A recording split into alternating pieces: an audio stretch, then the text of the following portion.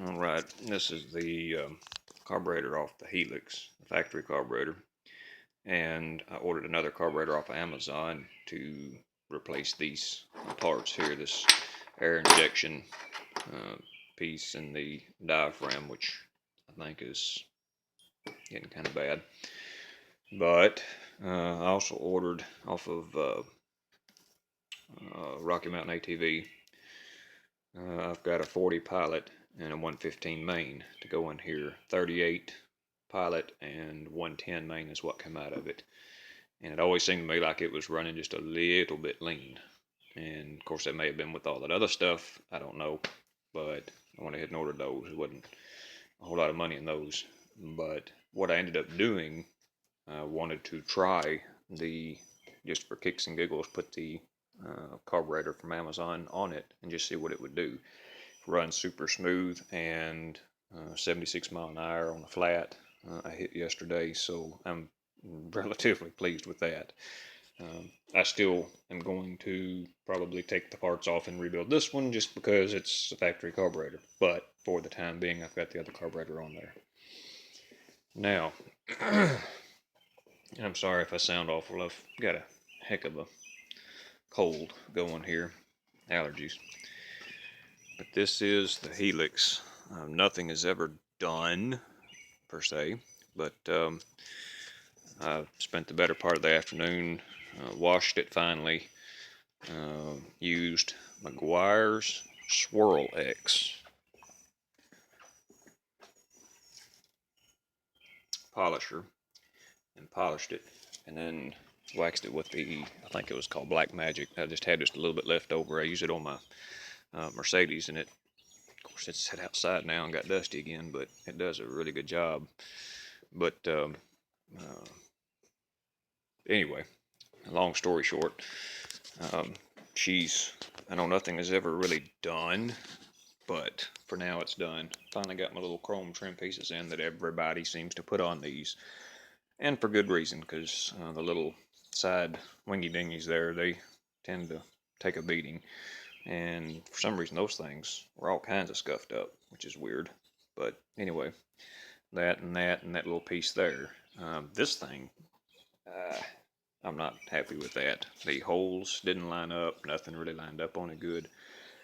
But it's on there. It fits. It looks okay. It's just not really made to exact factory specs like I think it should be. And I got my little mirrors on, the second set of mirrors. The first set come in scratched all the pieces. Now these came from the factory with these little amber colored inserts. This is back in behind here. And standard 194 bulbs. And I ordered, oh, let me show you this. Y'all need to see this. Y'all need to see this. I found the most awesome little bulbs. Got these on Amazon. But, well, crapola. There it is. If I don't fall. That is the package. JDM 194 LED bulbs. These things are awesome. They're really, really bright. Anyway, I redid this to where these are now bright white running lights. I will also put on foam, squishy, and chrome grips because the other ones were freaking nasty. Like every time you'd ride, your hands would get black. And I'm sure these will too, but I mean, for $20 or $29, whatever it was, that's a nifty little upgrade. But those things light up really, really bright. Of course, it's daylight, so it's harder to tell. But these things are like massively bright. And you know, the more light you can put on one, and the easier it is to see you, the safer you can potentially be. Now, something I did watch on this was I did not want this light on while this was blinking because I wanted it to not take from the attention of the flashing light. So I only wired it into one light. You can wire them either way. But while that's blinking, that light's off. You see the light staying on and that one goes off. So it kind of brings more attention to, hey, there's a flashing bulb, instead of just the bright light kind of overpowering it. And then, so, Memphis King Scooter Club, babies. In Discovery Park, America. One of the first rides I took on this that was a decent distance. But I got those on. So that's all done. And of course, like I said, the carburetor's in there. And if anybody hadn't seen my other video, I'm sure everybody has, but I've got LED running lights and a bright LED stoplight. That goes off, that bar goes off when the brake's off. I got the parking brake set. So all that was added on to it. I'm not tickled. This thing's got some scars on it.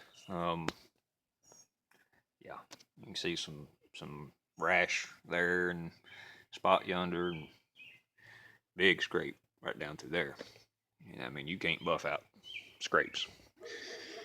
But I'm literally tired of messing with this. I've got one more thing to do. It come in today after I got done wiring all that in.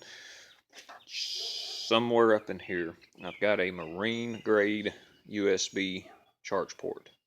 I haven't got it out of the box yet to see. I'm thinking placing it up here. If not, I'm going to put it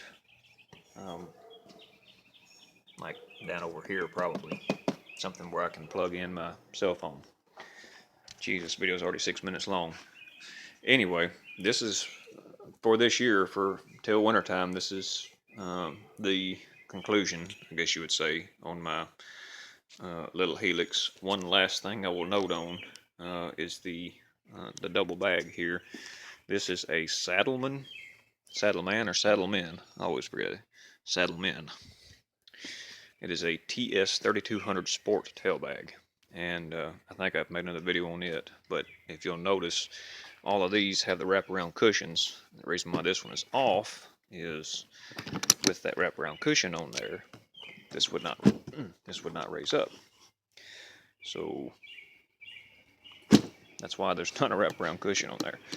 And I literally just went to Lowe's and got some stainless steel bolts and put some silicone under it, stainless steel bolts, and plugged the holes. All of these holes were already in this thing, I guess for that backrest to mount up to.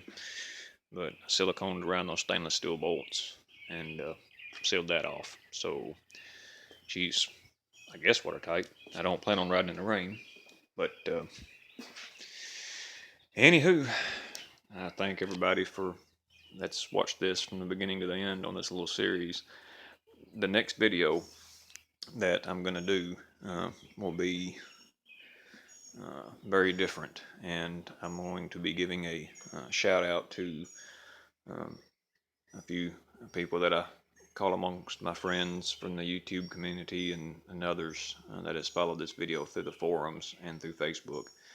And also my next video, it's going to be kind of a personal one-on-one video. I can't really call it a blog, I guess, but anyway, do stay tuned, and I do appreciate every one of my subscribers, and I thank y'all for your support.